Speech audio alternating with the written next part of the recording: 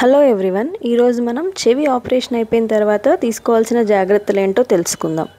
చెవి ఆపరేషన్ అయిపోయిన తర్వాత మీకు మాస్టాయిడ్ బ్యాండేజ్ అని ఒక బ్యాండేజ్ కట్టి ఇంటికి పంపించడం జరుగుతుంది.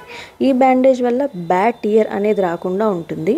మరియు ఆపరేషన్ అయిపోయిన తర్వాత చెవి ఎప్పుడూ పొడిగా ఉండేలా చూసుకోవాలి.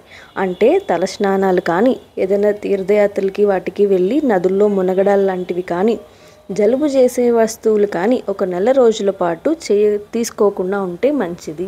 జలుబు చేసినప్పుడు కొంచెంగా చెవి దిమ్మెక్కేటువంటి అవకాశం ఉంటుంది. సో అట్లా జలుబు కూడా చేయనివ్వకుండా చూసుకోవాలి. పొరపాటున మీకు చెవిలోకి నీళ్ళు వెళ్ళినట్టు అనిపిస్తే వాటిని వదిలేయండి తప్ప మీరు మళ్ళీ ఇయర్ బడ్స్ లాంటివి ఏమీ పెట్టి అక్కడ ఉన్నటువంటి టిష్యూని పాడు చేయొద్దు. 1 మంత్ పాటు బరువులు ఎత్తకుండా జాగ్రత్తగా ఉంటే మీ చెవి తొందరగా మానేటువంటి అవకాశం ఉంటుంది.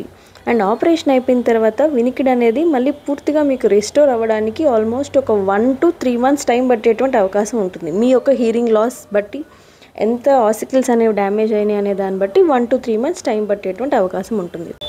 మీకు తెలిసిన వాళ్ళల్లో ఎవరికైనా చెవి ఆపరేషన్ చేయించుకున్నట్లయితే ఈ జాగ్రత్తలు వాళ్ళకి షేర్ చేయండి. మరియు మీకు ఏమైనా డౌట్స్ ఉంటే please do comment. Thank you.